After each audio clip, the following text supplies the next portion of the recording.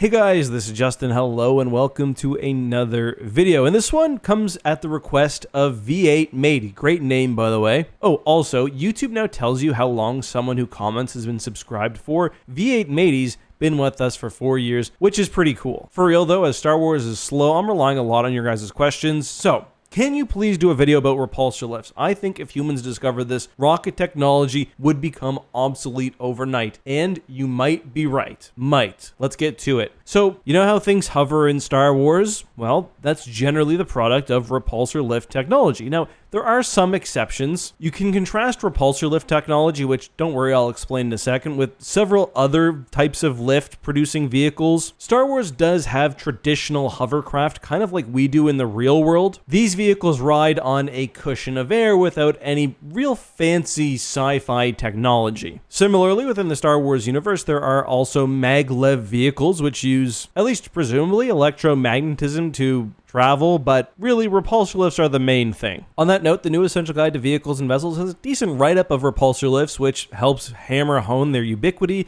It says, perhaps the most common vehicle in the galaxy, repulsor lift craft are equipped with engines that produce an anti-gravity field. When a repulsor lift engine is engaged, it allows the vehicle to hover above the ground. It goes on to explain that repulsor lift technology can be harnessed in many different ways. Basic repulsor lifts can allow vehicles to float and move forward slowly. More advanced ones can allow everything from extremely high speeds to fully flight-capable aircraft like snow speeders. The thing is, even that paragraph doesn't really explain just how common repulsor lifts are. And watch Star Wars. Look at everything that floats. Repulsor lifts were obviously, at least by the modern Star Wars era, relatively easy and inexpensive to create because we see them being used in, for example, the Yavin base, where they help power those little carts you see skirting around. It would be really trivial to have a wheeled vehicle there, so the fact that repulsor lifts are used instead tells you just how simple the technology is to implement. But even staying within the original trilogy, you see in episode 5 that Boba Fett has a repulsor lift sled to help transfer Han Solo frozen in carbonite.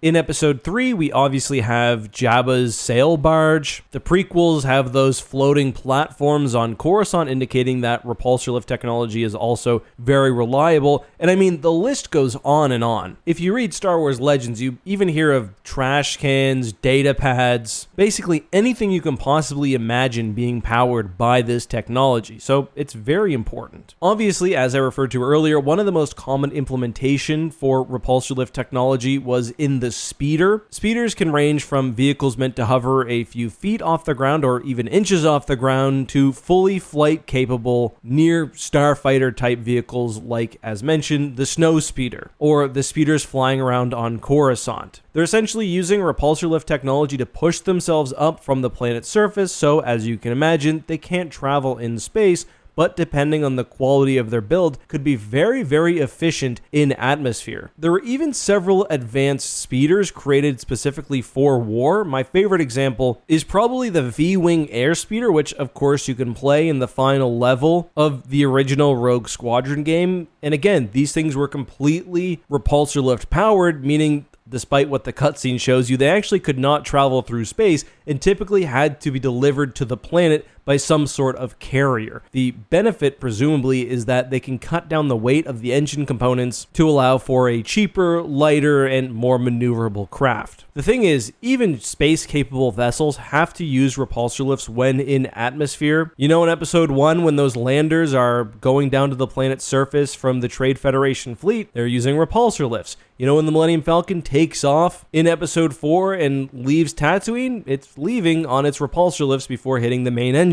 Additionally, outside of vehicles and floating devices, repulsor lift technology could also be used as a weapon. On a grand scale, we saw, of course, Centerpoint Station. That was a Star Wars Legends only super weapon, which was used, partially at least, to actually form the Corellian system by moving planets. This was aided through planetary repulsors built into the 5 planets of the Corellian system, but these massive constructs literally held the galaxy together. It was repulsor lift technology from not only Centerpoint, but its sister station Sinkhole, which were helping to keep a sheath of black holes in the Mach cluster closed, and thus Abeloth from the rest of the galaxy. But the massive repulsors on Centerlift could be used to inflict massive gravity-based damage even across the galaxy, as we saw at the Battle of Fondor during the Yuuzhan Vong War. On a smaller level, anytime you see a weapon which pushes people away, you're probably dealing with a repulsor lift of some sort. If you do want to learn more about the repulsor lift technology, I highly recommend you check out the Truce at Bakura. As I discussed when breaking down its quasi-sequel from the New Jedi Order, Bakura was known across the galaxy for being a major producer of repulsor lift coils. Pretty much everything on Bakura had repulsor lift technology built in, with even some cities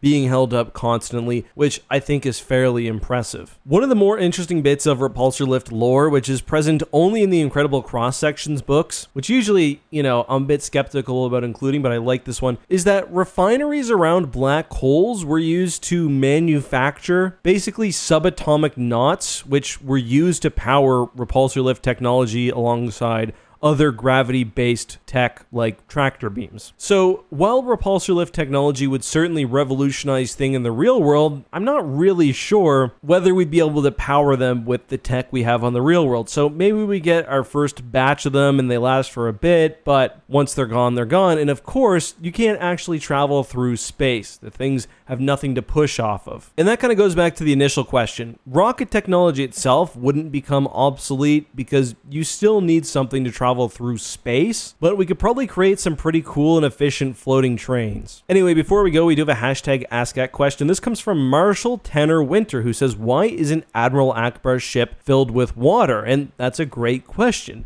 Early Mon Calamari ships, most Mon Calamari ships actually did have not only pools, but a climate more favorable to the Mon Calamari race, i.e. a very humid, a very hot environment, and that generally wasn't comfortable for humans and most other species, really, aside from the Mon Cala. Hard to avoid it, though, as most Mon Calamari warships were repurposed vessels. However, this changed with the creation of the MC-90. The MC-90, rather than being a refitted civilian vessel, was actually a purpose-built warship made for use by the New Republic. I've got no doubt that the Mon Calamari also had MC-90s for their own defense fleet, which were still very fishy, but the ones made for the New Republic forces generally, which, by the way, a significant portion of the New Republic budget went into these, were more comfortable overall, though I don't doubt they still had pools. Not completely filled with water, but comfortable to the fishy people that built them. Hopefully that makes sense, but that's all I've got. Let me know your thoughts, of course, on all this and more